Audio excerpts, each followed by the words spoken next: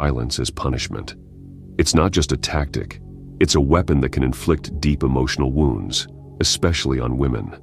In the heat of conflict, many resort to silence, believing it's a way to regain control or to teach a lesson. But let's confront the brutal reality. This behavior can shatter trust and sow seeds of resentment. As Marcus Aurelius once said in Meditations, the best revenge is to be unlike him who performed the injury. Yet, choosing silence can turn us into the very people we despise. Silence can feel powerful, an unyielding wall that communicates displeasure without words. But is it strength, or is it a sign of weakness? In the pursuit of respect, many forget that silence can drown out the very connection we seek to preserve. Today we'll explore the rationale behind using silence as punishment, the potential justifications, and the risks involved. Let's dive deep into this uncomfortable truth. First, let's discuss the idea of silence as a means to establish boundaries. In relationships, boundaries are crucial for maintaining respect. When one partner feels disrespected, perhaps due to harsh words or dismissive behavior, silence can be perceived as a protective measure. By withdrawing communication, one might hope to signal that certain behaviors are unacceptable. But as Seneca wisely noted in letters to Lucilius *, we suffer more often in imagination than in reality. While the intention might be to protect oneself, this tactic can lead to misunderstandings, leaving both partners feeling lost in their emotions. Next, let's consider the belief that silence can encourage reflection.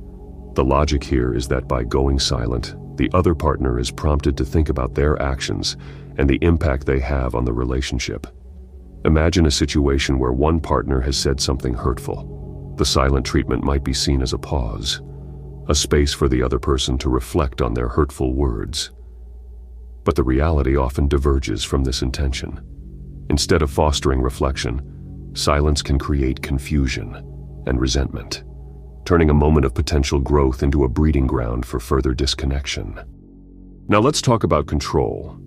For some, silence can feel like a way to regain power in a relationship, particularly during emotionally charged moments. When feelings run high, stepping back and refusing to engage may seem like a smart strategy to prevent further escalation. However, this can quickly morph into a power play, where one partner uses silence to manipulate the other's emotions. As Epictetus teaches in the Enchiridion, it's not what happens to you, but how you react to it that matters. But what happens when that reaction is silence? It fosters a toxic environment where one partner feels they must tread carefully to avoid triggering another bout of silence. Another argument for using silence is the belief that it creates space for emotions.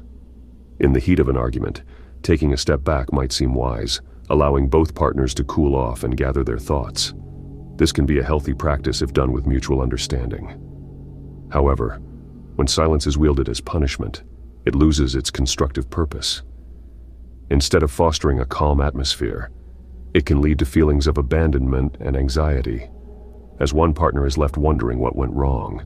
As Viktor Frankl said, between stimulus and response, there is a space. In that space is our power to choose our response.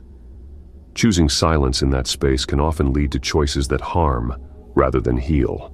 Lastly, let's explore how silence can demonstrate displeasure.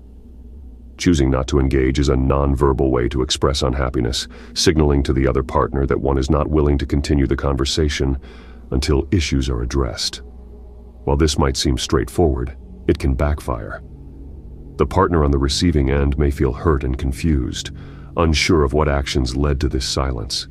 Instead of prompting a productive discussion, it can create a barrier that prevents open dialogue, ultimately deepening the divide.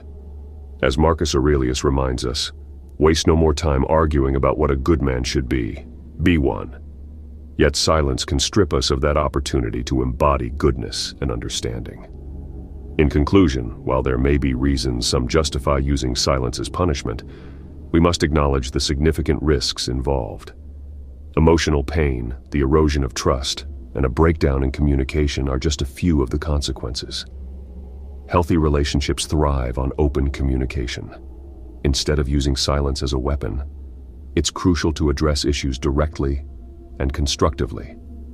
Let's challenge ourselves to foster understanding and connection, ensuring that both partners feel heard and valued.